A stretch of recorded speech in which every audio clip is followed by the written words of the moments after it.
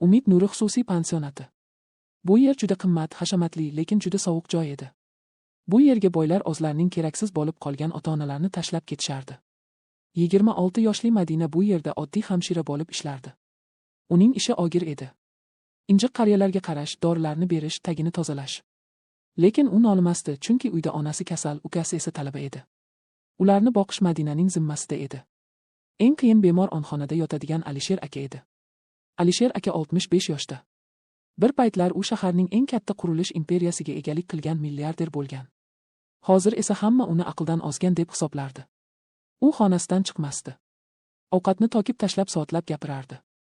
Hamma hamshiralar undan qochardi. Faqat Madina unga sabr bilan qarardi. Bir kuni Alisher akaning farzandlari o'g'li Bobur va qizi Lola kelishdi. Ular otasini emas, hujjatga qo'l qo'ydirgani kelishgandi. Bobur 40 yoshlarda og'ziga bino qo'ygan. Qimmat kostyumdagi takabbur erkak Lola sun'iy go'zallik butun vujudi tillarga burkangan ayol ular palataga kirishdi. Madina dori tayyorlab burchakda turardi. Dadajon, dedi Lola soxta mehribonlik bilan, qarang, sizga nima olib keldik banan. Siz yaxshi ko'rasiz-ku. Alisher aka ularga bosh ko'zlari bilan qaradi va birdan kulib yubordi. Solaklari oqib ketdi. Bobur chirkanib yuzini o'girdi. Uf, buning hidi sassiq, dedi u singlisiga pichirlab. Tezroq qo'l qo'ydir, ketaylik. Bobur otasining oldiga bitta qog'ozni qo'ydi. Dada, mana bu yerga. H degan joyga imzo qo'ying. Bu shunchaki doktorlarning ruxsatnomasi. Aslida bu kompaniyani to'liq Boburning nomiga o'tkazish hujjati edi. Alisher aka qalamni oldi, qo'li qaltiradi. U qog'ozni chizib tashladi va qalamni Boburning yuziga otib yubordi. Yo'qol, deb baqirdi chol tushuniksiz ovozda. Yo'qol shaytonlar. Boburning jahli chiqdi. U otasining yelkasidan siltadi. Imzo qo'yasan, chol. Bo'lmasa seni ruhiy kasallar shifoxonasiga tiqtiraman. Umring bog'langan holda otadi. To'xtang. Madina chiday olmadi. U yugurib kelib Boburning holini itarib yubordi. Nima qilyapsiz? U sizning otangiz-ku. Unga tegmang. Bobur Madinaga tikildi. Sen kimsan? O'zi oddiy xizmatkor. Hoziroq bosh shifokorga aytib, seni ishdan haydataman, ko'chada qolasan. Ular chiqib ketishdi. Madina polga o'tirib yugiladi. Agar ishdan ketsa, onasining dorilarini kim oladi? Kechqurun. Madina Alisher akaning xonasini tozalayotgandi. Uning ko'zlarida yosh bor edi. Nega yig'layapsan, qizim? Madina cho'chib tushdi. Ovoz bu ovoz qaltiroq va telba cholning ovozi emasdi. Bu qat'iy, chuqur va tiniq ovoz edi. U Alisher akaga qaradi. Chol karavotda o'tirardi. Uning nigohi tiniq, ko'zlarida aql charaqlab turardi. U belini tik tutib o'tirardi. Siz gapiryapsizmi? Dedi Madina hayratdan. Men har doim gapirganman, dedi Alisher aka jilmayib. Faqat eshitadigan odam yo'q edi. Lekin hamma sizni telba deb o'ylaydimi? Alisher aka stulga o'tib o'tirdi. Bu mening oyinim Madina. Men bolalarimni sinadim. Ularga nima kerakligini bilmoqchi edim. Otasimi yoki otasining yarimi? Va ular sinovdan o'ta olishmadi, dedi Madina past ovozda. Afsuski, yo'q. Ular meni tiriklangin tomibdi. Ular kompaniyani olib, keyin meni eng arzon davlat shifoxonasiga tashlashmoqchi. Men buni bilaman. Alisher aka Madinaga tikildi. Bugun meni himoya qilding. O'z ishingni yo'qotishdan qo'rqmay meni himoya qilding. Nega? Chunki bu insofsizlik, dedi Madina. Siz ojizsiz. Ular esa men ojiz emasman, dedi Alisher aka ko'zini qisib. Men shunchaki charchaganman va menga yordamchi kerak. Men yordam beraman.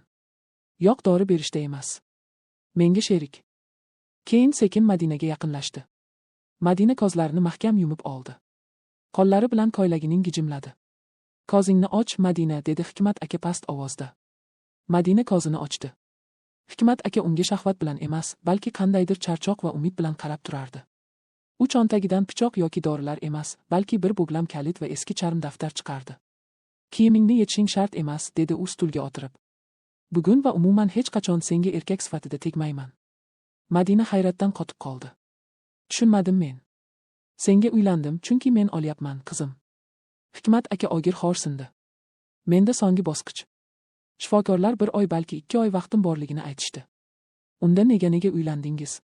Chunki men olganimdan keyin bu uydagi sirlar ochilmay qolishdan qo'rqaman. Jiyanim Jamshid u maxluq. U mening olishimni kutayapti.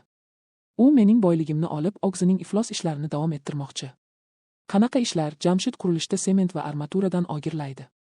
U qurgan uylar, ular xavfli. Olgan yili bitta bino qulab tushdi, 5 kishi oldi. Jamshid buni bosdi qildi. Aybni boshqalarga tonkadi. Men buni kech bildim. Endi esa u meni yo'q qilib kompaniyani to'liq egallamoqchi. Agar u boshliq bo'lsa, butun shahar xavf ostida qoladi. Yuzlab uylar qulab tushishi mumkin. Hikmat aka Madinaga daftarni uzatdi. Bu yerda hamma dalillar bor. Jamshidning o'g'irliklari, poralari, soxta hujjatlari. Men buni politsiyaga bera olmayman, chunki politsiyada ham uning odamlari bor. Men olganimdan keyin bu daftarni faqat ishonchli odam prokuraturaning maxsus bo'limiga yetkazish kerak. Nega men? Deb so'radi Madina titrab. Men shunchaki o'qituvchiman. Chunki sen halolsan. Va eng muhimi, sen endi mening qonuniy xotinimsan. Mening vasiyatim bo'yicha hamma narsa senga qoladi. Jamshid senga tegishga qoqadi. Chunki agar senga biror narsa bo'lsa, shubha darhol unga tushadi. Hikmat aka Madinaning qo'liga kalitlarni tutkazdi. Bu xonaning kaliti. Bugundan boshlab sen bu yerda yashaysan. Men esa kabinetda uxlayman. Lekin hamma bizni er-xotin deb o'ylash kerak. Jamshid bizni kuzatadi. Sen rol o'ynashing kerak, Madina. Baxtli kelinchak rolini. Agar Jamshid bilsa-chi? Agar bilsa, Hikmat akaning yuzi qoraydi. Ikkimizni ham o'sha qurilayotgan betonlar orasiga ko'mib yuboradi. Shuning uchun ehtiyot bor. Bu uyda devorlarning ham qulog'i bor. Madina o'sha tunda uxlay olmadi. U dabdabali kasrda emas, minalashtirilgan maydonda turgandek edi. Soat tungi 3. Oqoq bo'lganda yo'lakda galati tovush eshitildi. Xuddi kimdir polda sudralayotgandek. Madina o'rnidan turib eshikka qulog'ini tutdi. Tovushlar yaqinlashdi va uning eshigi tagida to'xtadi. Eshik tutki-sekin juda ehtiyotkorlik bilan pastga bosildi. Madina nafasini ichiga yutdi. Hikmat aka eshikni ichkaridan qulflashni aytgandi va u shunday qilgandi. Eshik ochilmadi. Tashqaridan kimdir past ovozda sokindi. Bu Jamshidning ovozi edi. Shoshmay tur o'qituvchi, dedi u eshik ortidan shivirlab, baribir qo'limga tushasan. Togam olgandan keyin sen bilan shaxsan o'zim shug'ullanaman. Jamshidning qadam tovushlari uzoqlashdi. Madina tushundiki, uning hayoti endi qil ustida turibdi. Bu uyda u ovchi emas, olja edi. Ertasi kuni ertalab nonushta vaqti. Dasturxon atrofida Hikmat aka, Madina va Jamshid o'tirardi. Jamshid Madinaga tikilib soxta tabassum qildi. Kelinoyi tun yaxshi otdimi? Togam sizni qattiq charchab qo'ymadilarmi? Madina qo'lidagi qoshiqni mahkam siqdi. U qo'rquvni ko'rsatmasligi kerak edi. Hammasi ajoyib, Jamshid aka, dedi u jilmayib, ichidan yiglasa ham togangiz juda mehribon inson ekanlar. Hikmat aka Madinaning qo'lidan ushlab qo'ydi. Bol barakalla rolga kirishding degani edi. Shu payt xizmatkor ayol choy olib keldi. Madina payqadi.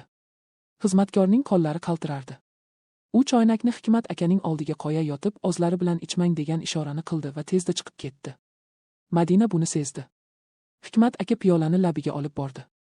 To'xtang, dedi Madina baland ovozda va Hikmat akaning qo'lidan piyolani urib yubordi. Choy dasturxonga to'kildi. Gilam ustiga tushgan choydan galati oq kopik chiqdi. Zahar Jamshid o'rnidan sakrab turdi. Sen nima qilyapsan, jinni? Madina Jamshidga tik qaradi. Bu choyda nima bor edi, Jamshid aka? Nega xizmatkor qoqib ketdi? Jamshidning ko'zlari qisildi. U endi o'yin o'ynamasdi. Sen ko'p narsaga aralashyapsan. Kelinoyi, bu uyda qiziqlarning umri qisqa bo'ladi. Hikmat aka o'rnidan turdi. Uning yuzi gazabdan qizarib ketgandi. Yo'qol, deb baqirdi u Jamshidga. Kozimdan yo'qol. Jamshid kuldi. Sovuq va vahshiy kulgu. Men ketaman to'yga, lekin uzoqqa emas. Sizning vaqtingiz oz qoldi. Dori ichasizmi, choy ichasizmi, farqi yo'q. Soat millari sanalyapti. Jamshid chiqib ketdi. Hikmat aka yuragini ushlab stulga yiqildi. Dorimni ber, dedi u xirillab. Madina uning cho'ntagidan dori olib bermoqchi bo'ldi, lekin Hikmat aka uning holini ushladi. Yo'q, bu dorini emas, seyfagisini ol. Jamshid mening dori qutimni almashtirib qo'ygan bo'lishi mumkin. Madina seyfni ochib yangi dori berdi. Hikmat aka biroz og'ziga keldi. Ko'rdingmi, Madina? Urush boshlandi, endi orqaga yo'q. Biz yo yutamiz yoki olamiz.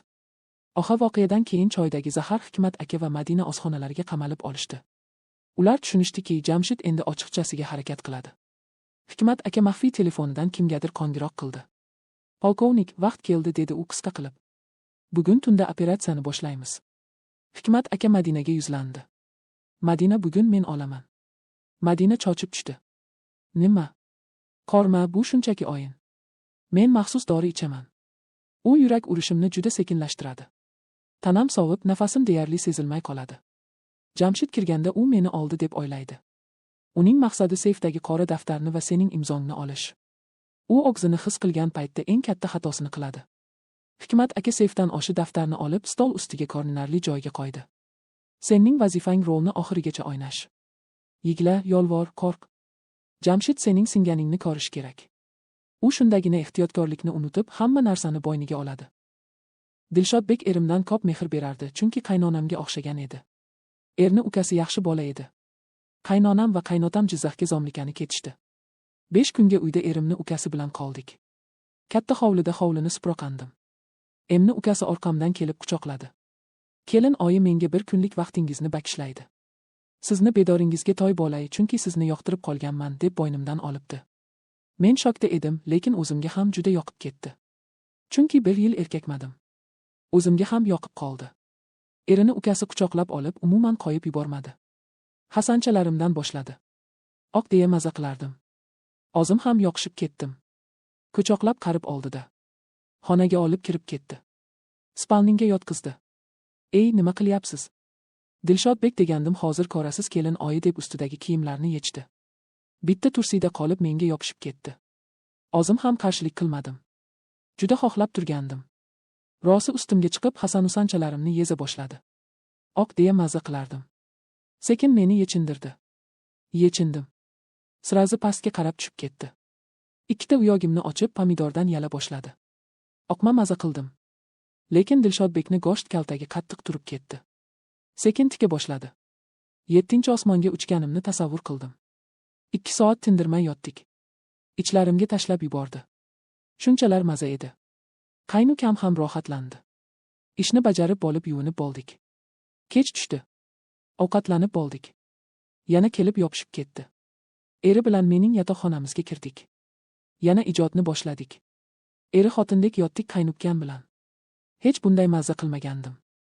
Indan ko'p mehr shu qaynukamdan oldim. O'rganib qol qaynan.